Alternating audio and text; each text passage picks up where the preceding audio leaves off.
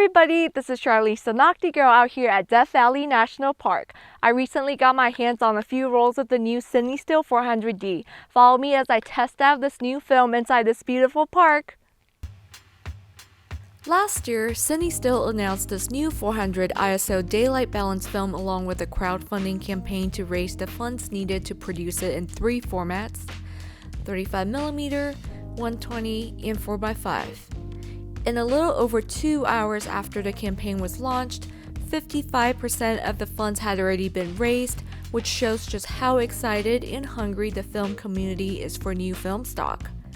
In fact, the campaign was so successful that the company is now looking to release it in the 220 format. Now, I'm usually not too adventurous when it comes to trying out new film stock. I tend to stick to my tried and true because I know how they look, how they behave, and what to expect. However, in our digital world today, not many companies are making brand new film stock, especially in the scale that Cinestill is attempting with multiple formats. So I knew I had to try out the 400D. Many of you probably already know that Cinestill film stocks don't have the Ramjet Backing, which is the separate anti-halation backing used to protect the film in motion picture cameras. They needed to leave out this layer so that the film can be developed using the C41 process rather than the Eastman color negative process. I need to mention this because the fact that this film doesn't have the Ramjet backing could drastically change the colors and mood of your shots depending on where you're shooting. Let's take a look at some of the shots from my Fuji TX-1, the Japanese X-Pan, and the Hasselblad 500CM. My first observation of this film is that it tends to be greener in the shadows, as it is apparent in the shot. The green tint works in this format and makes shots from the TX-1 look even more cinematic. The highlights look quite muted, and you can see a tinge of that orangish red along the edge of the mountain here, as promised by the halation effect.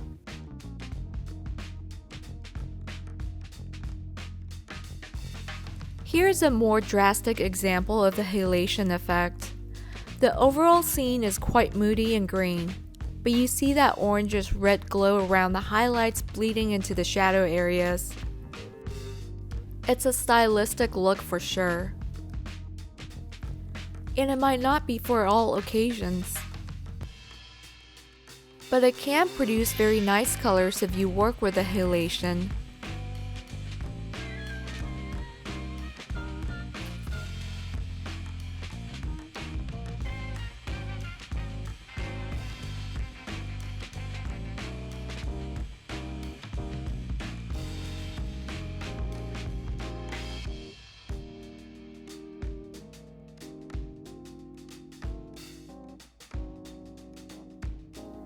It's a shame that the sun flare ruined this image. I quite like this shot. Let this be a reminder for all of us to use our lens hoods. I love the pastel colors on this film.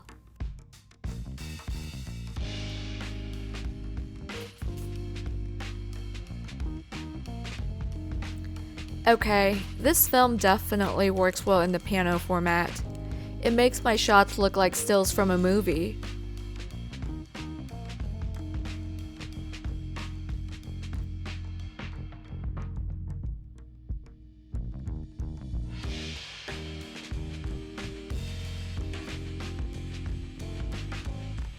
Before leaving the park, I saw a horse on the side of the road. It was standing so still that for a second I thought it was a statue. Then it moved. We then quickly stopped the car and I ran towards it with my 500CM.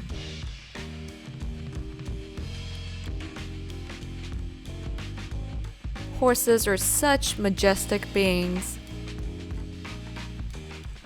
Alrighty, you've been knocked up today and I'm really knocked out. Don't forget to like this video and subscribe to my channel. Thank you for watching and I'll see you next time. Bye!